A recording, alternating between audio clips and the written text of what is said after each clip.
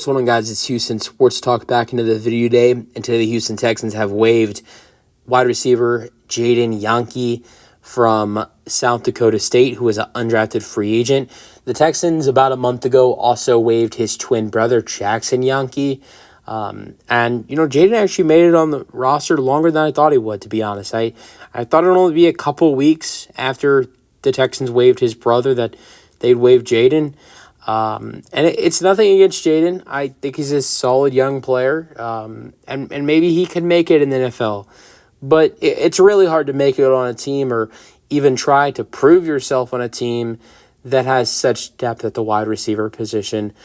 This is a Houston Texans team that has so much depth at the wide receiver position that right now kind of their mindset is, are we going to get rid of a guy we just drafted in the second round a couple years ago who only has 1 year of experience? Or are we going to get rid of a veteran who was great for us last year? And if you don't know who I'm talking about with those two names, I'm talking about Robert Woods and John Mechie.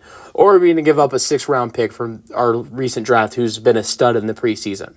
That's really what the mindset is right now on who the Texans are going to give up. Going into the 53-man initial 53-man roster announcements, the Texans, are most likely. I would be shocked if the Texans have 7 wide receivers on their 53-man roster. The Texans had 6 last year. Last year it was Tank Dell, Nico Collins, Noah Brown, Robert Woods, John Mechie, and Xavier Hutchinson were the 6 last year. And obviously, other wide receivers were added when players got injured, put on IR. Steven Sims and other guys were some of the guys we saw at wide receiver last year, outside of those 6 guys that were in the initial 53-man roster. But I don't see more than 6 guys on the initial 53-man roster for the Houston Texans, just because of the fact that if you add another player into the wide receiver room, that means you're taking away some other position.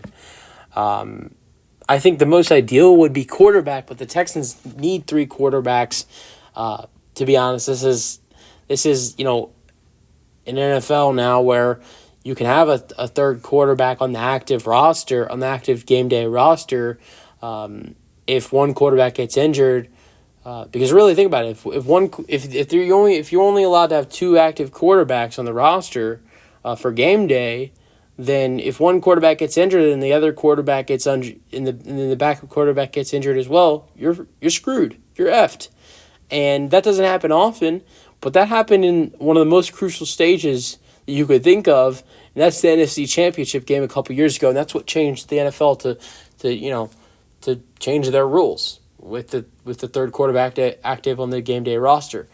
And now you see most teams have 3 quarterbacks on their 53-man roster.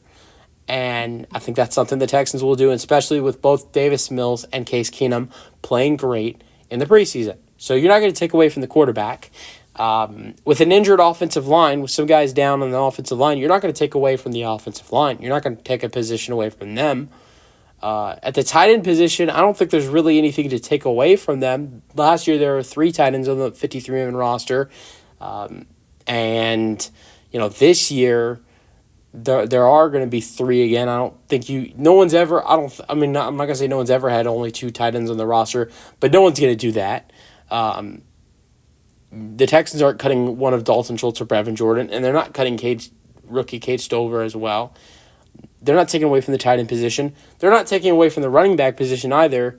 I don't see them taking away from anybody on the defensive end to help the offense. I think it's going to be even 25 on both offense and defense. I think in the 53-man roster, you'll see 25 offensive players, 25 defensive players, and then your 3 special team players that consists of the kicker, the punter, and the long snapper, which are Tommy Townsend, Kaimi Fairbairn, and John Weeks.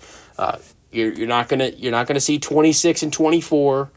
I think it's gonna be even 25. So I don't see the offense taken away from the defense.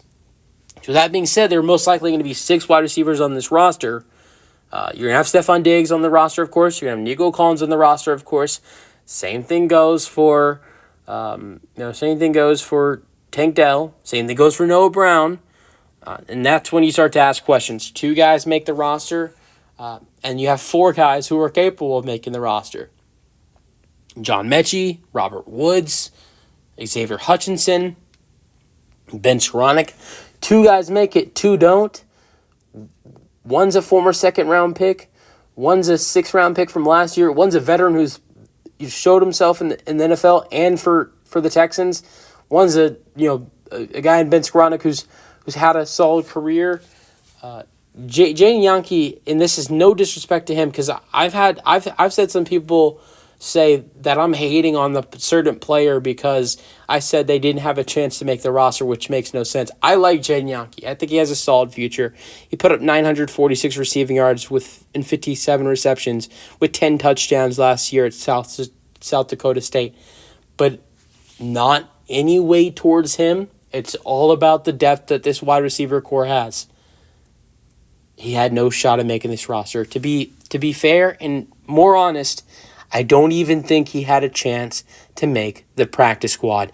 Going over again the depth that this wide receiver core has, there are multiple candidates right off the bat that would probably take over a practice squad spot. You're looking at Steven Sims Jr., a guy who's showed himself very valuable to the Texans on special teams with punt and kick returns.